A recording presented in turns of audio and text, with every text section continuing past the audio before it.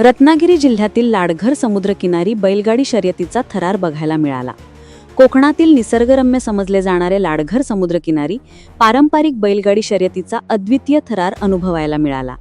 या ठिकाणी असलेल्या श्री दत्त मंडळाच्या वतीने या स्पर्धा आयोजित करण्यात आल्या होत्या. या शर्यतीला स्थानिक नागरिकांसह पर्यटकांनीही मोठी उपस्थिती दाखवली होती. समुद्राच्या खाऱ्या वाऱ्यात ओलसर वाळूवर धावणाऱ्या जोडीदार बैलांचा वेग आणि गाडीवाल्यांचा तोल सांभाळण्याचा रोमांचकारी क्षण पाहण्यासाठी प्रेक्षकांमध्ये प्रचंड उत्सुकता दिसत होती. अशासारख्या स्पर्धा कोकणात मोठ्या प्रमाणात झाल्या तर नक्कीच पर्यटनाच्या दृष्टिकोनातून एक वेगळी मौज पर्यटकांना अनुभवता येईल, असे जाणकारांचे मत आहे. ब्युरो रिपोर्ट, मुस्कान मुजावर, रत्नागिरी.